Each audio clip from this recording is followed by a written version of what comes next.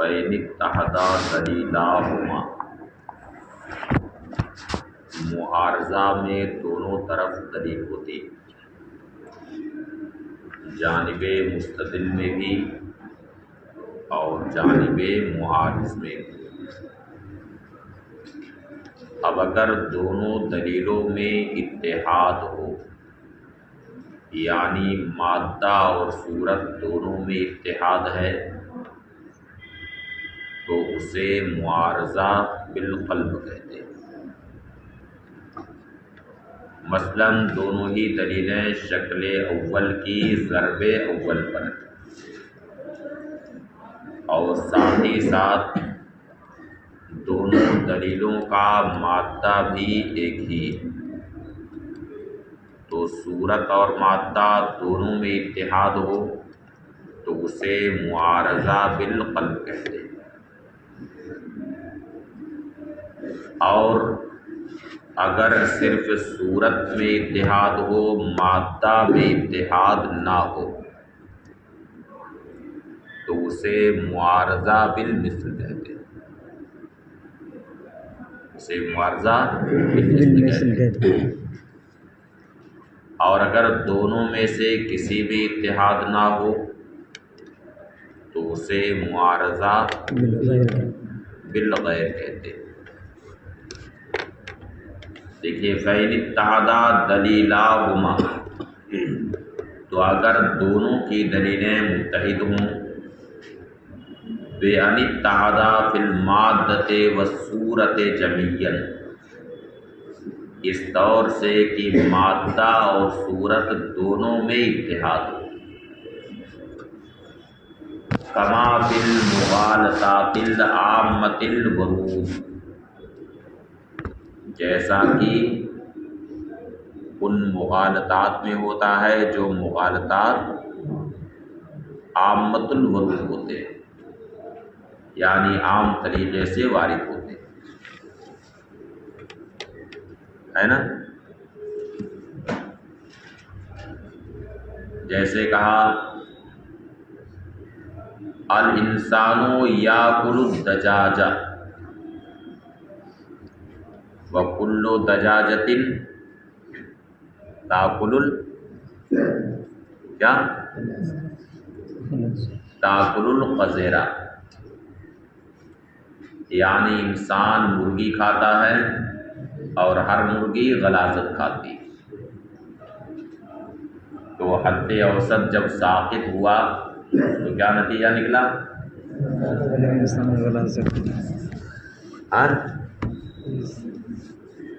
ہے نا یہ مغالطہ؟ کیا جواب ہے اس کا؟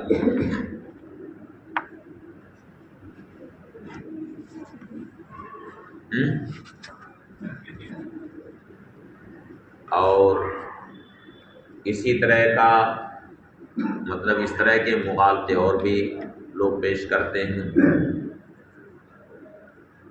تو فرمایا جیسا کہ ان مغالطات میں ہوتا ہے جو مغالطے عامۃ الورود ہوتے ہیں، یعنی عام طریقے سے وارد ہوتے ہیں،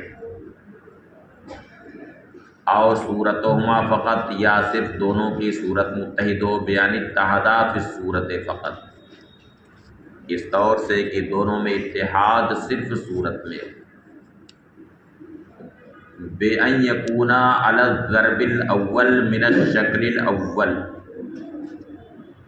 اس طور سے کہ دونوں شکل اول کی ضرب اول پر ہو، مثلا مع اختلافہما فی المادۃ، باوجود کہ مادے میں دونوں میں اختلاف، یعنی دونوں دلیلیں شکل اول کی ضرب اول پر، مگر مادہ دونوں کا الگ الگ، فمعارضۃ بالقلب، تو معارضہ بالقلب ہے۔ معارضہ بالقلب کب ہے؟ ان اتحدا دلیلاہما، اگر دونوں کی دلیل متحد، یعنی مادہ اور صورت دونوں میں، ومعارضۃ بالمثل ان اتحدا صورتہما، اور معارضہ بالمثل ہے اگر ان دونوں کی صورت متحد، یعنی مادے میں اتحاد نہ ہو، صرف صورت میں اتحاد ہو۔ وَإِلَّا ورنہ إِن لَّمْ يَتَّحِدَا لَا صُورَةً وَلَا مَادَّةً، یعنی اگر نہ صورت میں اتحاد ہو نہ مادے میں اتحاد ہو تو وہ معارضہ بالغیر۔ مثلا مستدل کی دلیل قیاسی اقترانی حملی ہے اور معارض کی دلیل قیاسی استثنائی شرطی ہے۔ مستدل کی دلیل قیاسی اقترانی حملی ہے اور معارض کی دلیل قیاسی استثنائی شرطی ہے۔ گھبرانا نہیں، تعریف نہیں پوچھیں گے ان سب کی، کان کھڑا ہے سب کا کہ کہیں ابھی تعریف نہ پوچھ لی جائے۔ تو یہاں دونوں دلیلوں کے درمیان نہ تو صورت کے لحاظ سے اتحاد ہے اور نہ مادے کے لحاظ سے اتحاد ہے، تو معارضہ بالغیر ہے۔ قال المصنف قدس سرہ فیما نقل عنہ، مصنف قدس سرہ نے اپنے منقولات میں فرمایا المعارضۃ بالقلب توجد فی المغالطات العامۃ الورود، معارضہ بالقلب یہ ان مغالطات میں پایا جاتا ہے جو عامۃ الورود ہوتے ہیں، کما یقال۔ اب اس کی ایک مثال پیش کرتے ہیں۔ اس کی مثال اس سے پہلے تو آپ لوگ پڑھ چکے ہیں، مرقات میں یہ مغالطہ عامۃ الورود بیان ہوا ہے، پڑھ لیا ہے نا؟ ہاں سنا ہے؟ ہاں سنا ہے کہ پڑھا ہے؟ سنا ہے، اور شنیدہ کہ بدمانی نے دیدہ۔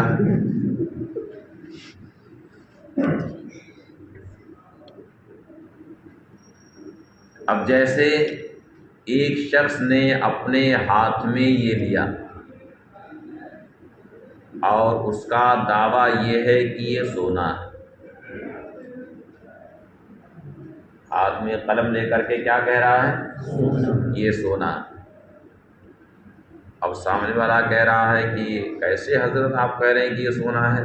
تو انہوں نے کہا نہیں، میں سونا بنا کے دکھاؤں گا، سونا ثابت کروں گا اس کو۔ اب یہ کہا کہ المدعا ثابت، مدعا ہمارا ثابت، یعنی سونا ہونا ثابت، اس لیے کہ لو لم یکن المدعا لکان نقیضہ ثابتا،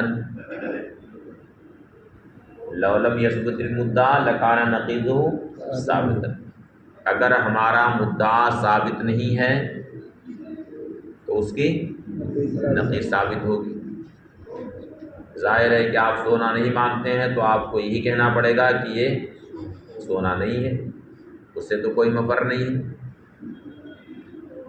تو اگر مدعا ثابت نہیں ہے تو اس کی نقیض ثابت ہو، اور ظاہر ہے کہ جب نقیض ثابت ہوگی یعنی لا ذہب کا جب صدق اس کے اوپر ہوگا تو یہ شیء من الاشیاء ہوگی کہ نہیں؟ ہاں کوئی شے ہوگی کہ نہیں؟ جب یہ لا ذہب ہوگا تو اشیاء میں سے کوئی شے یہ ہوگی کہ نہیں؟ ہوگی نا؟ تو گویا قضیہ شرطیہ یہاں پر صادق آیا کہ اگر مدعا ثابت نہیں تو اس کی نقیض ثابت ہوگی، اور جب اس کی نقیض ثابت ہوگی تو شیء من الاشیاء ثابت ہو، یعنی کلما کان نقیضہ ثابتا ثبت شیء من الاشیاء، یعنی جب نقیض ثابت ہوگی تو شیء من الاشیاء ثابت ہوگی. یہ کھلی ہوئی بات ہے نا. جب نقیض ثابت ہوگی تو ہاں شیء من الاشیاء ثابت ہوگی. اب اس قضیہ شرطیہ کا ہم عکس نقیض لائیں گے. کیا لائیں گے؟ عکس نقیض. تو عکس نقیض میں ہوتا یہ ہے کہ دونوں کی نقیض لائی جاتی ہے.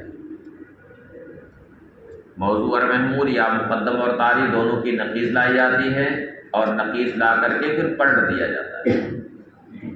جو مقدم ہوتا ہے اسے تالی کر دیتے ہیں، جو تالی ہوتا ہے اسے مقدم کر دیتے ہیں. ایسے جو موضوع ہوتا ہے اسے محمول کر دیتے ہیں، جو محمول ہوتا ہے اسے موضوع کر دیتے ہیں. تو قضیہ شرطیہ کیا تھا کہ کلما کانا نقیضہ ثابتا ثبت شیء من الاشیاء، یعنی جب نقیض ثابت ہوگی تو شیء من الاشیاء ثابت ہوگی. اب ہم اس کا عکس نقیض لاتے ہیں. تو پہلے دونوں کی نقیض لے آئیے. تو مقدم کی نقیض کیا ہوگی؟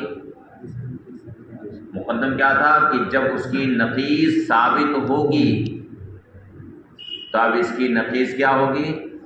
جب اس کی نقیض ثابت نہیں ہوگی. اور تالی کیا ہے؟ شیء من الاشیاء. پہلے تالی کیا تھا؟ شیء من الاشیاء ثابت ہوگی، اور جب اس کی نقیض لائیں گے تو کیا ہوگا؟ شیء من الاشیاء ثابت نہیں ہوگی. اب اس کا ہم عکس کریں، یعنی تالی کو مقدم کر دیں، مقدم کو تالی کر دیں. اب یہ ہو گیا کہ جب شیء من الاشیاء ثابت نہیں ہوگی تو مدعا کی نقیض بھی ثابت نہیں ہوگی، اور جب مدعا کی نقیض ثابت نہیں ہوگی تو مدعا ثابت ہوگا. جب مدعا کی نقیض ثابت نہیں ہوگی تو مدعا ثابت ہوگا. یہ نہ ہوا؟ مدعا کی نقیض جب صادق نہیں ہوگی تو مدعا ثابت ہوگا. ہاں مدعا ثابت ہوگا.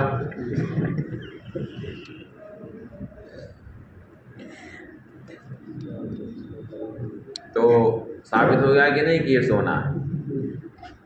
ہاں کہ نہیں ثابت ہوا؟ ابھی نہیں ثابت ہوا لگتا.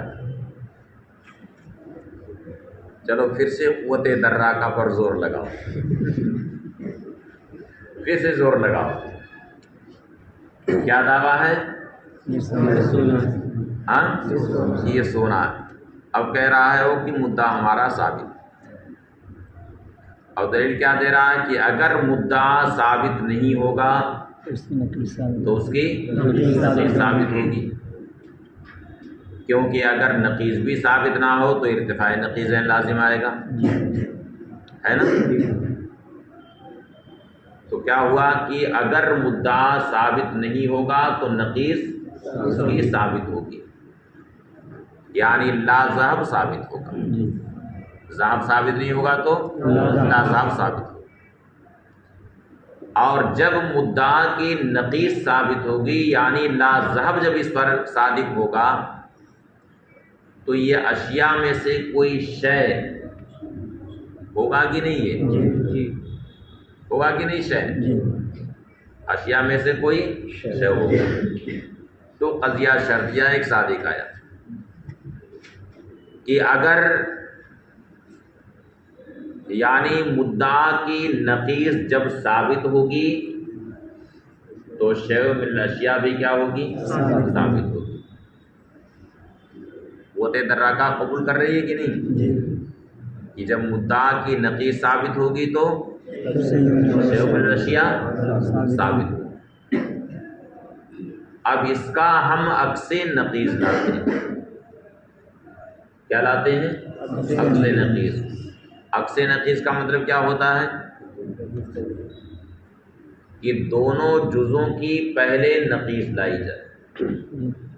اور اس کے بعد پلٹ دیا جائے، یعنی موضوع کی نقیض کو معمول کر دیا جائے اور معمول کی نقیض کو موضوع کر دیا جائے، اور قضیہ شرطیہ اگر ہے تو مقدم کی نقیض کو تالی بنا دیا جائے اور تالی کی نقیض کو مقدم بنا دیا جائے۔ اب یہاں پر قضیہ شرطیہ کیا تھا کہ جب نقیض ثابت ہوگی تو شیء من الاشیاء ثابت ہوگی۔ اب ان دونوں کی پہلے نقیض لے آؤ۔ جب نقیض ثابت نہیں ہوگی جب نقیض ثابت نہیں ہوگی اور تو شیء من الاشیاء ثابت نہیں ہوگی۔ اب اسی کا عکس کر دو، جب شیء من الاشیاء ثابت نہ ہوگی تو نقیض ثابت نہیں ہوگی، اور جب نقیض ثابت نہیں ہوگی تو مدعا ثابت، ہاں جب نقیض ثابت نہیں ہوگی، مدعا کی نقیض جب ثابت نہیں ہوگی تو مدعا ثابت ہو جائے گا۔ سمجھ میں آیا؟ یہی کیا ہے؟ ہاں تو کیا ثابت ہوا؟ اس کا سونا ہونا ثابت ہو گیا۔ سمجھ گئے؟ ہاں کیا جواب دینا ہے اس کا؟ بتاؤ کیا جواب دو گے اس کا؟ اگر مدعا ثابت نہیں ہوگا تو اس کی نقیض ثابت ہوگی، اس کی نقیض ثابت ہوگی تو شیء من الاشیاء ثابت ہوگی۔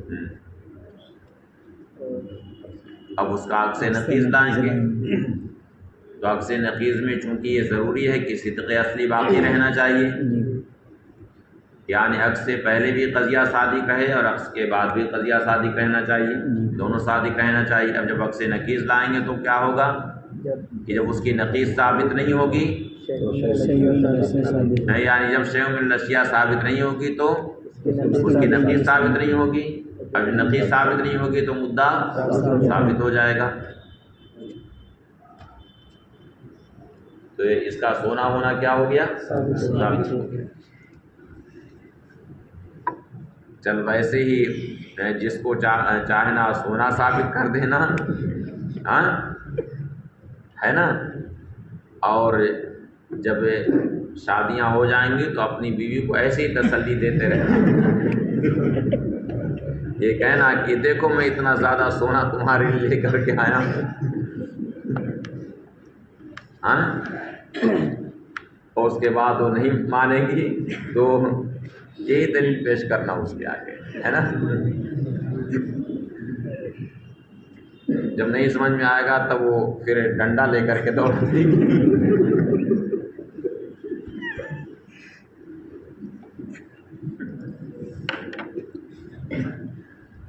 چلو دیکھو، کما یقال جیسے کہ کہا جائے المدعا ثابت، مدعا ثابت ہے، لأنه لو لم يكن المدعا ثابتا لكان نقيضه ثابتا، اس لیے کہ اگر مدعا ثابت نہ ہو تو اس کی نقیض ثابت ہوگی۔ وعلى تقدیر ان يكون نقیضه ثابتا، اور اس تقدیر پر کہ اس کی نقیض ثابت ہو، کان شیء من الاشیاء ثابتا، تو شیء من الاشیاء ثابت ہوگی۔ فلزم من هذه المقدمات هذه الشرطیہ، تو ان مقدمات سے یہ شرطیہ لازم آیا کہ اگر مدعا ثابت نہیں ہوگا تو شیء من الاشیاء ثابت ہوگی، مدعا اگر ثابت نہیں ہوگا تو شیء من الاشیاء ثابت ہوگی۔ وَيَنْعَكِسُ بِعَكْسِ النَّقِيضِ إِلَى هَذَا، اور اس کا عکس نقیض اس طور پر لے آئیں گے کہ اگر شیء من الاشیاء ثابت نہ ہوگی لکان المدعا ثابتا، تو مدعا ثابت ہوگا۔ تو اختصار کے ساتھ اس میں ہے، لیکن ترتیب اسی طریقے سے چلے گی کہ اگر مدعا ثابت نہیں ہے تو اس کی نقیض ثابت ہوگی، اور جب نقیض ثابت ہوگی تو شیء من الاشیاء ثابت ہوگی۔ اب اس کا عکس نقیض لائیں گے، تو اب عکس نقیض ہوگی کہ جب شیء من الاشیاء ثابت نہ ہوگی تو مدعا کی نقیض ثابت نہ ہوگی، اور جب مدعا کی نقیض ثابت نہیں ہوگی تو مدعا ثابت ہوگا۔ تم کلام، مصنف کا کلام پورا ہوا۔ ففی قولہ توجد فی المغالطات، مصنف نے جو یہ فرمایا کہ معارضہ بالقلب یہ مغالطات میں پایا جاتا ہے، اس سے اشارہ ہے اس بات کی طرف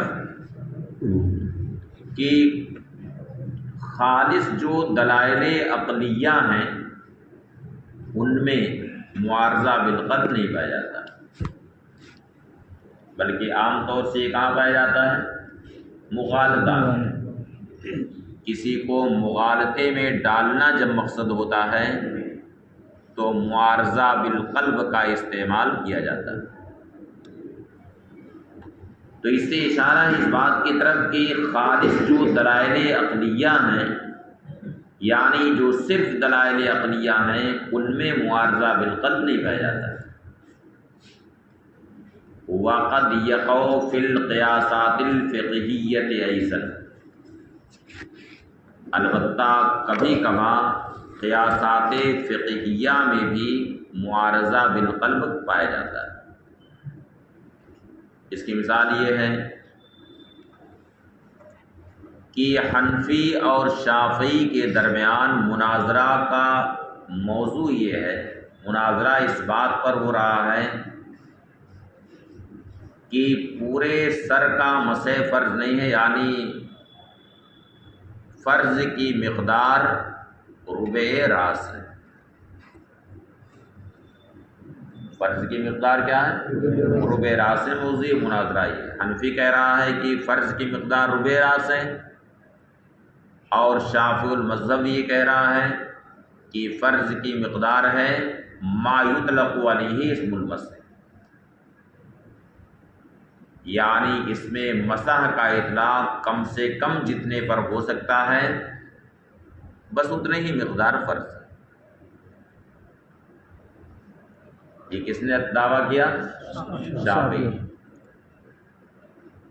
اب حنفی المذہب نے دلیل کے طور پر کہا کہ مسح الراس رکن من ارکان الوضوء فلا یکفی اقل ما یطلق علیہ اسم المسح کا غسل الوجہ۔ حنفی نے کہا کہ مسح راس ارکان وضو میں سے ایک رکن ہے، لہذا اس میں مسح کا اطلاق کم سے کم جتنے بال پر ہوتا ہے اتنی مقدار کا مسح کافی نہیں، جیسے کہ غسل وجہ ارکان وضو میں سے ایک رکن ہے، تو غسل وجہ کا اطلاق کم سے کم جتنے پر ہوتا ہے وہ کافی نہیں ہے وہاں پر۔ اسی طرح سے یہاں پر بھی جب مسح راس ارکان وضو میں سے ایک رکن ہے تو مسح کی اتنی مقدار کافی نہیں ہے کہ کم سے کم جتنے پر مسح کا اطلاق ہو جائے۔ سمجھ گئے دلیل حنفی کی؟ جی کہ جیسے غسل وجہ چہرہ دھونا یہ ایک رکن ہے، جی تو غسل کا اطلاق کم سے کم جتنے پر ہوتا ہے کیا کافی ہے فرض کے لیے؟ تو وہاں پر جیسے کم سے کم اطلاق جتنے پر ہوتا ہے وہ کافی نہیں، اسی طرح سے مسح راس بھی ایک رکن ہے وضو کا، تو یہاں پر بھی اس میں مسح کا اطلاق کم سے کم جتنے پر ہوتا ہے وہ فرضیت کے لیے کافی نہیں۔ یہ دلیل کس کی ہے؟ حنفی کی۔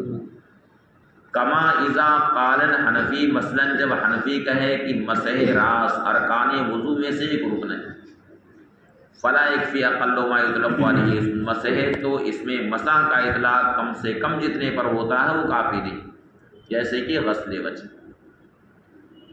فیقول الشافعی معارضا، اب کوئی شافعی المذہب معارضہ کرتے ہوئے کہے،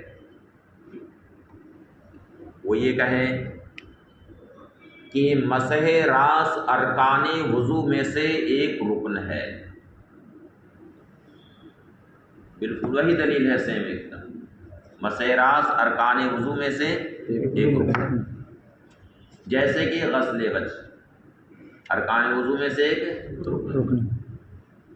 لہذا جس طرح غسل وجہ کو ربو سے مقید نہیں کیا جا سکتا، اسی طرح سے مسح راس کو بھی ربو سے مقید نہیں کیا جا سکتا۔ سمجھ گئے؟ غسل وجہ وضو کا ایک رکن ہے، تو کیا ربو سے اسے مقید کیا جا سکتا ہے کہ 1/4 چہرہ دھو لے اس کے بعد وضو ہو جائے گا، فرض ادا ہو جائے گا؟ تو جیسے غسل وجہ وضو کا ایک رکن ہے، اسے ربو سے مقید نہیں کیا جا سکتا، اسی طرح سے مسح راس بھی ایک رکن ہے وضو کا، تو اسے بھی ربو سے مقید نہیں کیا جا سکتا۔ سمجھ گئے؟ تو دلیل بالکل وہی ہے کہ نہیں ہے نا؟ دلیل دونوں دلیلیں مادہ اور صورت میں متحد۔ فیقول الشافعی معارضاً، تو شافعی المذہب معارضہ کرتے ہوئے کہے المسح رکن منہا، مسح راس ارکان وضو میں سے ایک رکن ہے، فلا یقدر بالربع، تو اب اسے ربو سے مقید نہیں کیا جا سکتا، جیسے کہ غسل وجہ کو مقید نہیں کیا جا سکتا۔ بات ختم ہوئی۔ یہ تھا بیان معارضہ بالقلب کا۔ اب یہاں سے معارضہ بالمثل کا بیان۔